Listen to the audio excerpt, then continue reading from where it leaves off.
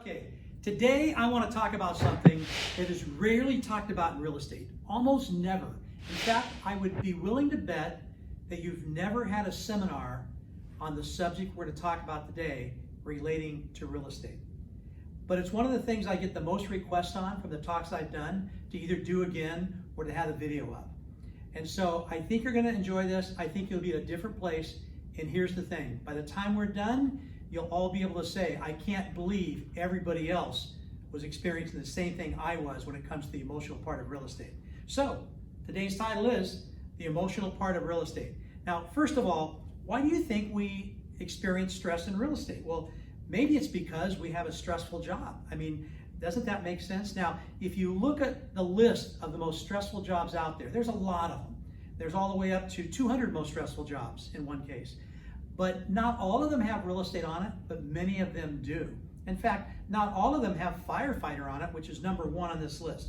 But according to CareerCast job report, which analyzed 200 of the most common professions, real estate's, guess what, number 10. So we made the top 10. And I bet there's not very many people that would disagree that real estate is a very stressful job. Okay, so let's unpack why real estate is stressful. First of all, there's several reasons for this, but as you know, the four most stressful times in a person's life, this is according to psychologists consistently, is when they have a loss of a loved one, when they suffer a job change, when they go through divorce or sale of a home. So, and you notice that our business, we're always dealing with one of those. Our clients are always dealing with one of those. And usually, or quite often at least, they're dealing with two of those. So that means that they might be going through a divorce. They might be going through a job change and moving somewhere else. Maybe it was a divorce, a death of a loved one, but that's still a death. So the whole point of this is just understand that your clients are going to be stressed when they sell quite often. Now, there are many times when working with clients to where they're excited about selling and buying their next home and things like that. It still becomes stressful to them, but it's a little bit different situation. And when we have that, stress is usually a lot easier than some of the big ones we have, the big four. But let's talk about this and let's kind of unpack this just a little bit more. Okay, first of all, the reason we have stress is because stress is just a reaction to something that's important to us. When something doesn't go well, our expectations aren't met, those are important to us, and therefore we get stressed out. Okay, so our clients will often, by the way, try to motivate us by stressing us, by putting stress on us. They'll say, we need to get this home sold within the next 2 weeks, or we need to make sure we find a property before we can sell, and we need to find something right away. And they try to motivate us by putting pressure on us. So not only do we have dealing with the top four most stressful things, we often have clients trying to put stress on us. So we're going to kind of deal with that today and learn how to handle some of those situations. So there's 10 ways which you can prepare yourself emotionally for this business. We'll go through each one of them, and then hopefully when we're done, then you'll have 10 different ways that you'll be able to kind of prepare yourself for this profession called real estate, which is an incredible profession when we learn how to deal the emotion. So the first thing I want to talk about is a statement of attitude. Do you know that it's amazing that when we go out and we do our day-to-day job in real estate, we kind of just get up, get ready, and go out. And yet, most people in preparation for jobs, whether it's attorneys, accountants, athletes, performers, things like that, they prepare for going out to their career. But we don't. We just get ready and go out. I'm telling you that I think it's necessary to prepare. In fact, one of the best ways you can prepare yourself is to create what I call a statement of attitude. Now, when I was in my early days of real estate, somebody passed this idea by me. I didn't make this up, but I really gravitated to it and decided that that's going to be something I want to incorporate into my day. And so every day I would start off with two things. As a man of faith, I would start off with prayer, and I'd start off with a statement of attitude. This is kind of preparing us to go into battle. Not that real estate is battle, but preparing yourself for the day, preparing yourself for everything you need to be, making sure you can perform at the highest of the high levels possible. And so I'm going to share with you just briefly what my statement of attitude was. This is something that I had memorized at one point. I don't have it quite memorized anymore. It's been a few years since I've used this. But here was mine. Now, you need to have your own. Everybody needs to create their own, because you will probably not be motivated by my statement of attitude. But let me read it. Here it goes. My decision to be a realtor for life is absolute, and my future is secure. I won't look back, make excuses, or allow failures along the way to define me. I will combine my God-given talents with passion and hard work. I will continue to require acclaim. I will not require acclaim, accolades, applause, appreciation, prosperity, position, promotion, or praise to be my motivating force. I will be quick to listen and slow to anger. I will not flinch in the face of sacrifice, hesitate in the presence of adversity, or meander in the maze of mediocrity. I will proceed as if I could not fail, for fear is my enemy and faith is my ally. And finally, I will get up every day with one career goal in mind: to serve my clients to the best of my ability with all of my energy in a way pleasing to God. Now that was my way, along with prayer, to prepare myself for the day. And I can tell you, when I started doing this, things started happening in my business that didn't happen before. It prepared me emotionally, and each and every day I would reset to this.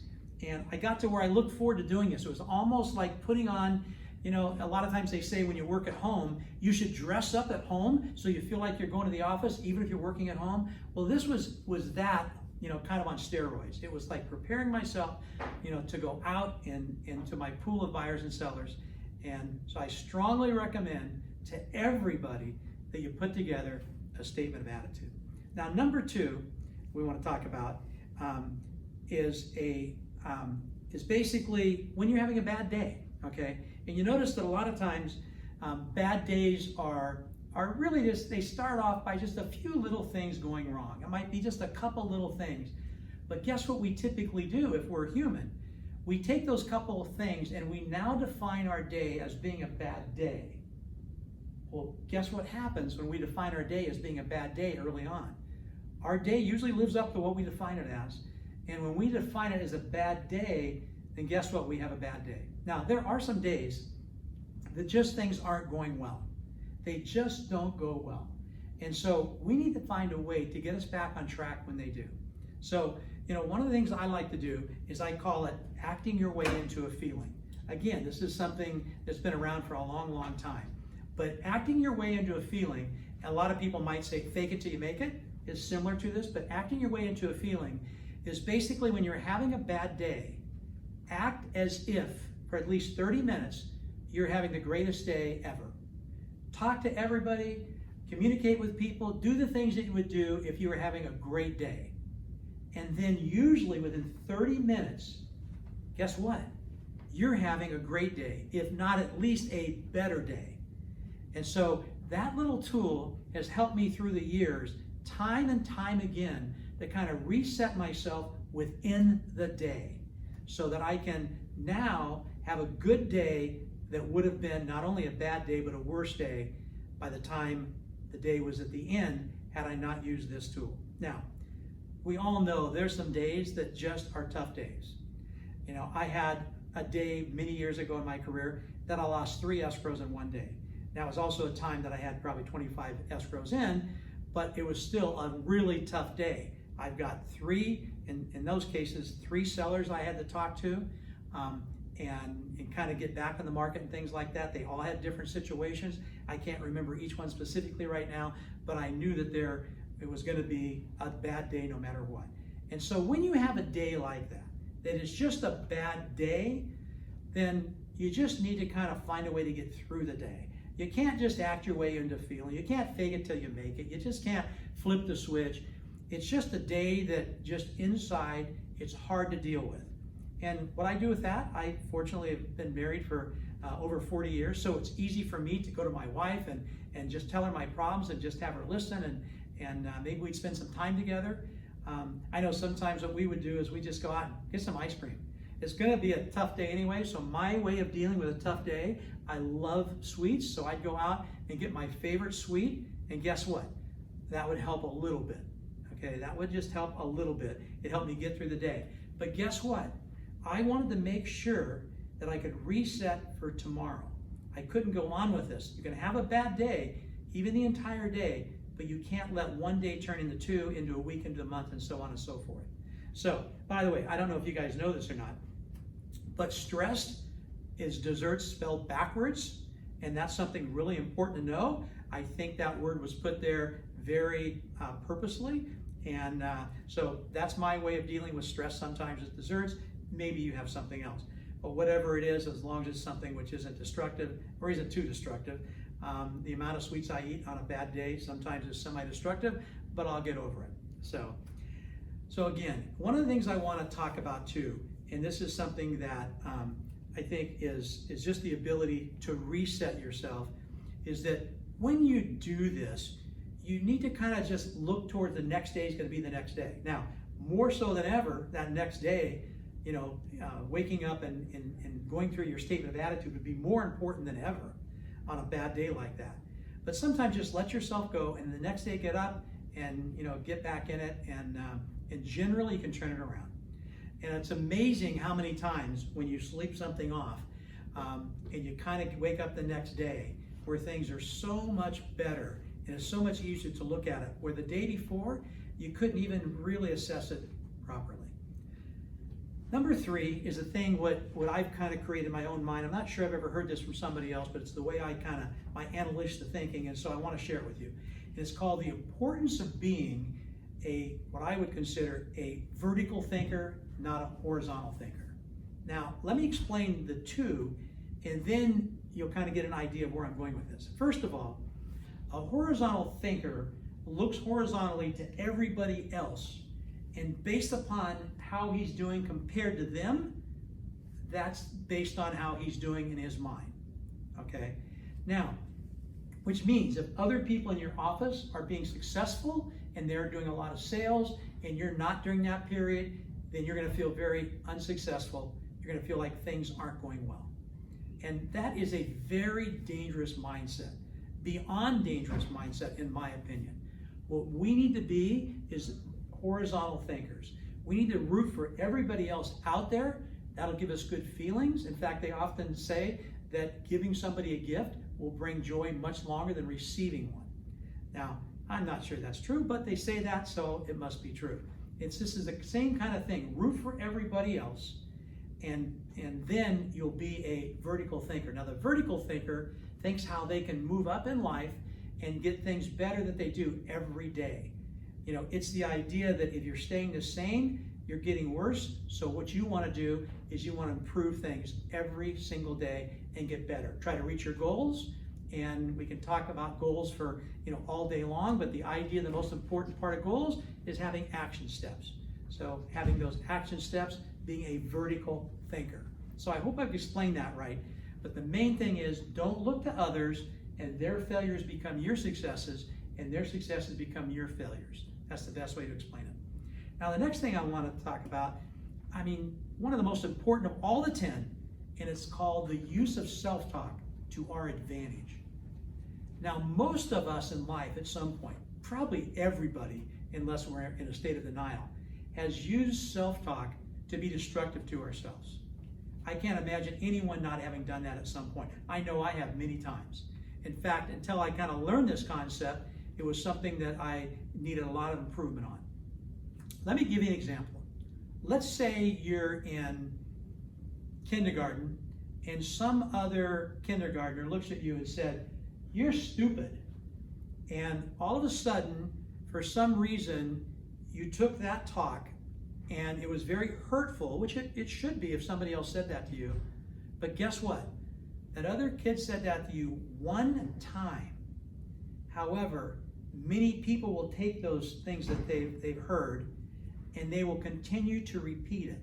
I bet there's people that are hearing this today that you can go back to your earlier childhood or adolescent years and you can remember somebody that said something to you that was really a mean comment. It was only said once, may not even been true, but you repeated it to yourself time and time again. And that becomes very hurtful. So what we need to do is we need our self-talk to overcome that. The first thing we need to do is not have negative self-talk. We need to dismiss that from just from the things that we do in life. I'm not going to give myself negative self-talk. I'm not going to. Now, I'm not talking about, having an arrogance. I'm talking about not letting your talk destroy you.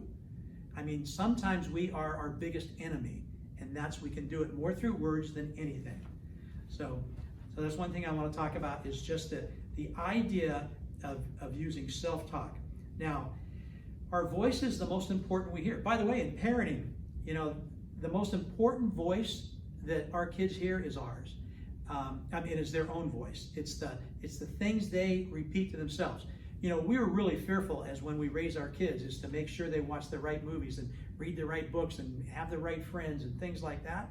And all of those are very important, but I'm not sure there's anything we can do that's more important than teaching our kids to have positive self-talk.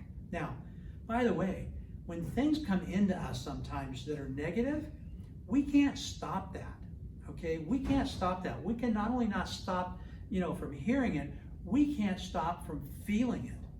But what we can stop is we can stop repeating it to ourselves. So that's the main thing. So positive self-talk, try to create that positive self-talk within yourself, and you'll kind of see a big change in just your emotional state. Now, the next thing I want to talk about is what's called, being an optimist, or kind of the glass is half full or half empty.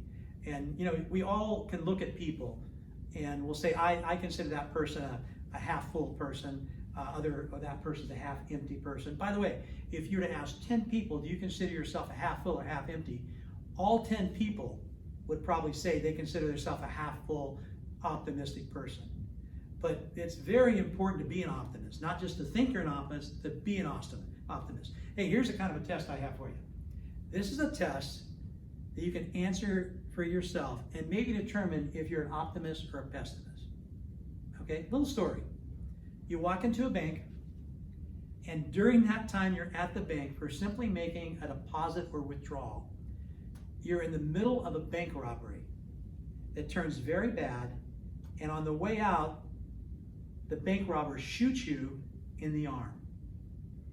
Shoots you in the arm, gets away, you have to go to the hospital, and you have to get bandaged up, they have to take the bullet out, it's very painful, and there's going to be a little time of recovery. Now, do you tell everybody about how unlucky you were to be in the bank during a bank robbery and get shot in the arm? Or do you tell them how lucky you were because you didn't get shot in the head? That should define whether you're an optimist or a pessimist. I got to tell you, if I'm in a bank during a robbery, I get shot in the arm, the only thing I'm going to do is say how fortunate I am that that's where I got shot. That's the difference between an optimist and a pessimist. Looking at the glass half full versus half empty. By the way, if that's not enough to make you an optimist, how about this? Optimists are more successful, they're happier, and they live longer. Okay, what else is there that's really important? There's a few more things, but those are all biggies. Isn't that enough that if you're not an optimist, become an optimist? If you are an optimist, become more of an optimist. By the way, if you often say to somebody when they ask you to be optimistic or something, you say, I'm a realist, then that means you're really a pessimist, okay? You're a pessimist. That's just my 10 cents on that. So there's a great book I think everybody here should read. It's a book called Happiness Advantage by Sean Akers. It talks about happiness. It talks about glass half full, glass half empty, and a whole lot more things. Sean Akers taught a class at Harvard called the Happiness Advantage, the most popular class on campus for years. And his book was based upon this. It's a great book to read. I'm not going to review the whole book for you, but you won't be disappointed. It's one of my 10 best reads. Happiness Advantage by Sean Akers. So anyway, gives you an idea. You want to be an optimist, not a pessimist. There's an old saying that the optimist looks at every problem as an opportunity, while the pessimist looks at every opportunity as a problem. Which also reminds me of a story. And this was a story I heard a long time ago somewhere. And it was the executive that sent his 2 salesmen out to the outback of Australia. And they were shoe salesmen. And he wanted to know if that was a good place to start selling shoes. So the 2 people went there individually, and the first one, called the boss back and said, hey, I got to tell you, this is not a good place to sell shoes. Nobody wears shoes here. And so the executive said, okay, well, thank you. The next call came in from the other salesman, and he was so excited. He said, I am so excited. This is a great place to sell shoes. Nobody has them. So that story is kind of the difference between an optimist and a pessimist. You try to find some ways to look at the good in people, the good in things, the good in situations, or are you always trying to find the bad in things? What's wrong with it? How it can be made better? Now, there's times to analyze, reorganize, and try to improve, but it can be done in a very optimistic, positive way. So you can see the importance of being an optimist. Obviously, very, very important. So the next thing I want to talk about is coming prepared, being prepared. When I was a student in school, I was always kind of a B student. Got some A's, got some C's, really never got D's or F's, but I was what would be called just a good student, not a great student. So being a student like that, there were times I came to class prepared, and there was times I would come to class, let's say, not so prepared. Well, when I came prepared, I was always really excited to be at school. And when I didn't come prepared, just like probably everybody else here, then school wasn't very fun. When they were going to call on you and you weren't prepared, you're just hoping they don't call your name. And then when you are prepared, you can't wait, you're jumping out of your seat almost. Well, being prepared is very, very important. I got to tell you, it's part of not only success in real estate, but being emotionally stable in real estate is preparation. Now, if you don't show up for appointments in this business, this job is showing up prepared. It's going to eat you up. So it's very important that you prepare. Now, there's an old saying from a mentor of mine years ago. It says, show up on time, come prepared, do your best, and don't be attached to the outcome. And I remember that quote to this day, and that's a great advice, and advice that we should all take. So being prepared is very, very important. But I want to talk to you about a concept within this being prepared of what's known as A, B, and C work. Because a lot of people think that we have to be perfect in everything we do in real estate. And that's just not true. We do not need to be perfect in everything we do in real estate. There's times that we need to do A work and be the best we can be, and there's other things we can do that might relate to C work, okay? Let me give you an example. We had a gal on our team years ago who became a very successful agent, but early in her career, for every time she would set up a showing, she would call the listing agent and try to find out everything she could about the property. She'd do a complete market analysis on that property. She would then do a complete loan printout on what the payments would be on this property, including all the principal and interest, tax, insurance, and association dues. So for every property before they went out, this client had all this information. She would always preview the property, never show a property with having looked at it first. And she would then go out and show property. Now, that was an incredible way to be prepared. And that was A work, A plus work, above and beyond. But here became the problem. When she started to sell more properties, and she all of a sudden would, now, instead of having one buyer at a time, maybe 3, 5, 7, or even 10 buyers at a time, plus listings at the same time, she was completely overwhelmed and came into kind of an emotional meltdown. Well, the reason she did is because she was such a perfectionist that she didn't know when to do A, B, and C work. So when I sat down with her, I talked to her, I said, okay, when you go out for a property, let's line up the properties that might work, let's set up the showings, let's map them out, and get a little bit of background on by what you can get from the MLS printout, and then show the properties. Now, if they have interest in any property, then that's where we do A plus work. We're going to find out everything we can about it. We're going to run comps on it, do a market evaluation on it, call the listing agent, look at every other property in the market that's sold. We're going to go to great extent, okay, to be prepared. But you need to know when to do A work, B work, and C work. When I do a listing presentation, you do A work. When we set up and we talk on one of the trainings on preparing a listing presentation and presenting the actual presentation. It's a two-part talk we do. And one of the things that we want to talk about is that's really important, because one client that when we get that listing, as opposed to losing that listing, it might not just be one client, it might be multiples because they tell people about us. Very, very important. So we need to look at our job, and we need to decide when we do A work, when we can do B work, and we can do C work. We never do poor work, but we have to decide the A, B, and C. So the next thing I want to talk about is what I call, we're kind of switching gears quite a bit here, what I call the emotional elevator. And the emotional elevator is just a visual I try to create with you about riding this elevator that we have. And I want you to visualize for 1 minute that this elevator is 10 floors. And the emotionalness is when we're in a really great, just excited, situation, we're at the 10th floor. And when we're at our lowest low emotionally, the lowest we could possibly be in, that would be the first floor. So we need to understand where our life needs to be. Now, we've seen people before that they seem to ride this emotional elevator up and down, okay? And of course, there are people that, that's a manic depressant. They're 1 day and 10 the next day. They're 1 and 10. They don't live much time in between. They're pretty much on the top. But here's what we need to do. We need to learn how to ride this emotional elevator in a way that is going to make us emotionally stable. So let me tell you what my suggestion on this is. And that is, we need to live our life almost all the time on floors 6 through 10.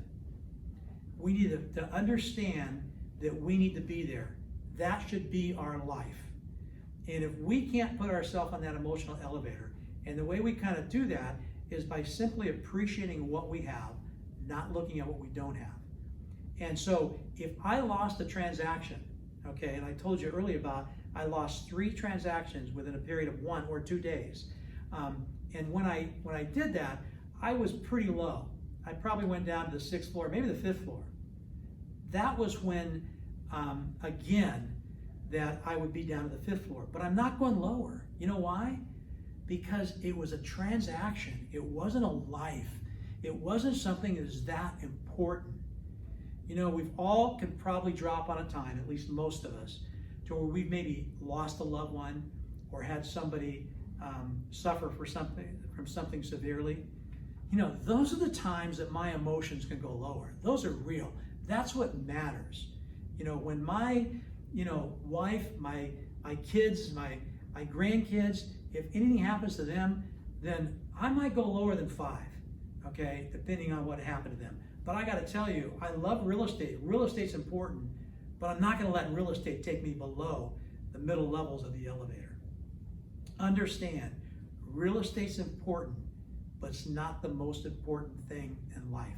There was a nurse one time that worked in the hospital in the UCI, or the intensive care unit, ICU. And what she said was, what she did was, she talked to patients as they were dying, and she would often ask them, knowing that they were probably close, but still, they could still talk and still think straight. What is it, advice would you give to yourself? And she wrote a book on that. I don't know the name of the book, but it talks about, nobody ever said they wish they'd work more, or they wish they had been more concerned about their job. In fact, it was just the opposite, almost always. So that's the emotional elevator. Number 8, moving on. I've suffered a great many catastrophes in my life, most of which never happened. This is something that we kind of need to be aware of, is that in our mind, we oftentimes make things much bigger than what they are. In fact, unless we have a way not to do this, we will naturally do that. It's just a human thing to do. And so one of the sayings, that my favorite sayings, and it's an offshoot of what Mark Twain once said, just slightly different. I've just retooled it a little bit, but it states, I've suffered a great many catastrophes in my life, most of which never happened. In fact, everybody in my team knows how important that is, that we literally have that up in our office. And you can look that in our small office that we have a large office and a small office for our team.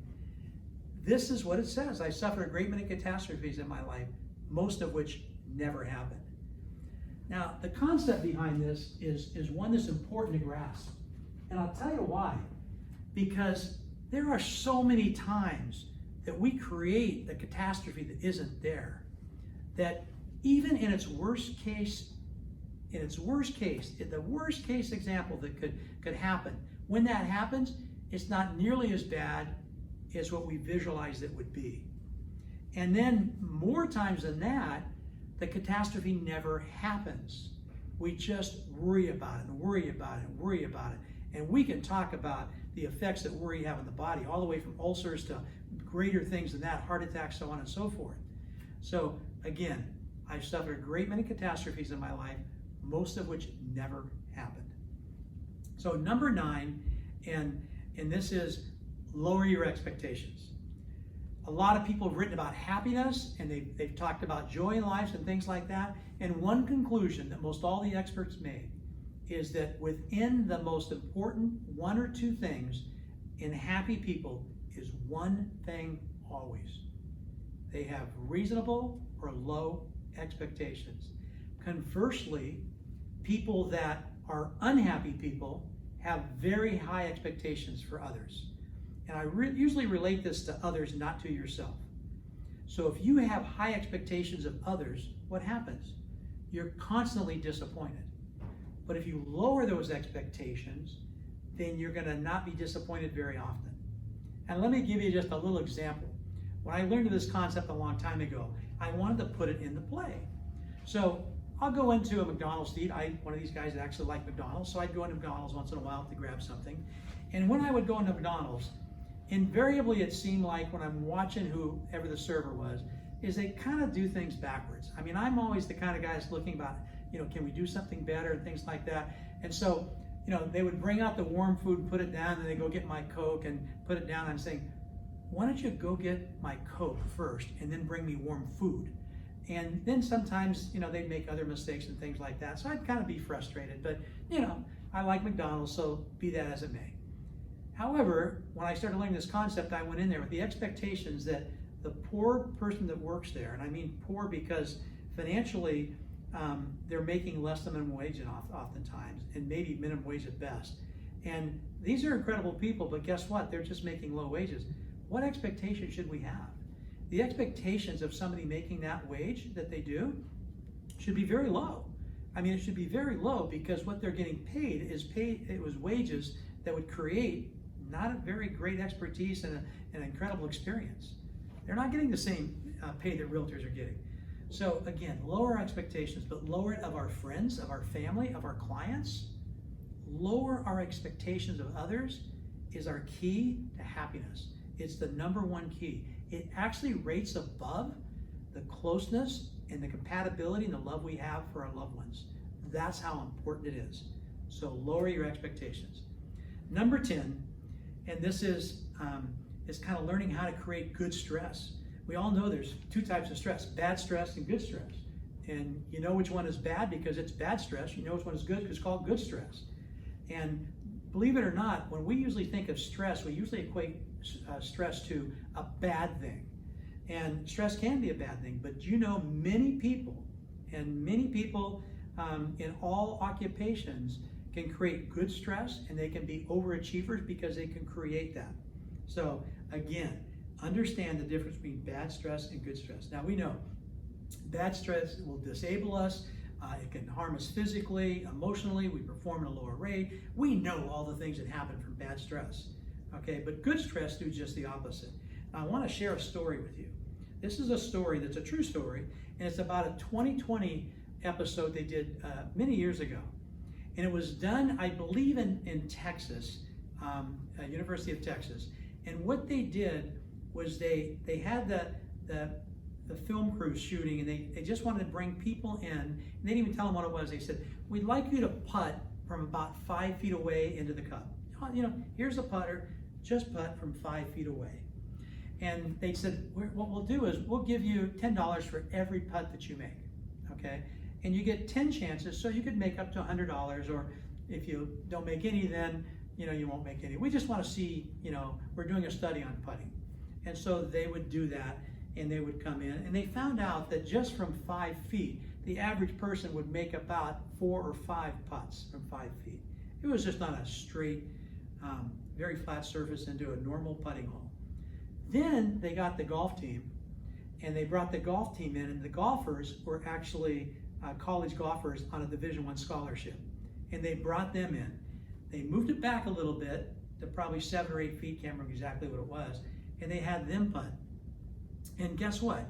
You know, they made about 4 or 5 putts as well. So then after that, they got everyone together and they said, we're doing on a study on stress and how it affects performance. So what we're going to do is we're going to get you all kind of suited up. We're going to put things on your head and things like that that are going to measure your body movements and things like that. Basically like a lie detector test almost, your pulse and your heart rate and your, you know, are you sweating and your temperature, things like that, all the kind of things that these people knew how to do. So they did that. They said, but now you need to sign a release because you're going to be on 2020 on this test, or potentially will be on, but you're going to make $1,000 for every putt you make. $1,000 for every putt you make. So the first golfers got up there and they'd make the putts, and they found out that they made on average about 2 putts out of 10. Same distance, nothing different than before, okay? But because it's all of a sudden, you're on television and things like that, and there's big stakes, all of a sudden they make half as many. So then they get to the college golfers. Now you know where this is going, right? But you don't know why it was going. So they actually got the college golfers, and guess what? They averaged about 7 to 8 putts that they would make out of 10. So they almost twice or doubled their performance as opposed to doing half the performance.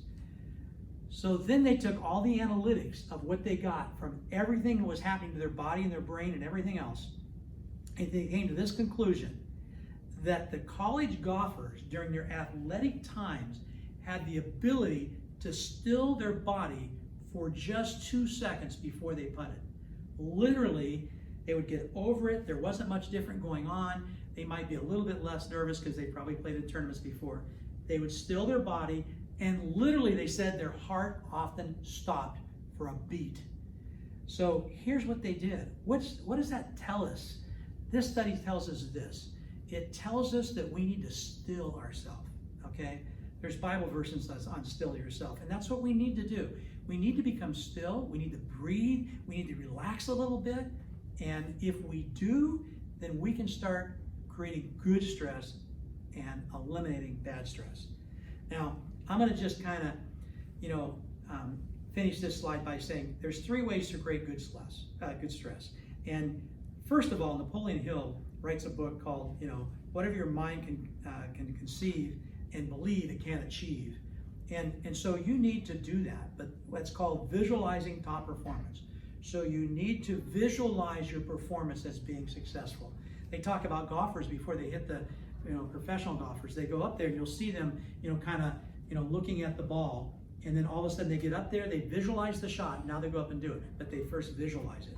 So you need to visualize top performance.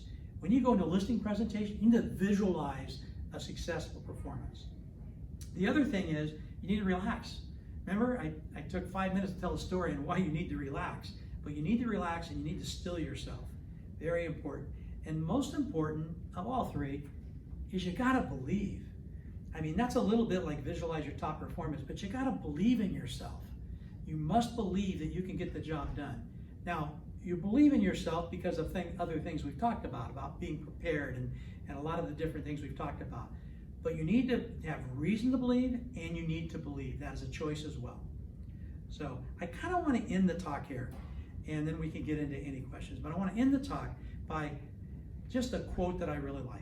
And it says, I don't want to be at the mercy of my emotions. I want to use them, enjoy them, and then dominate them. So I hope you've enjoyed this. I hope we're all at a better place emotionally once we go through this. And again, we'll be emotionally prepared to do the job in real estate that we want to do, the one that we see ourselves doing every single day. Thank you.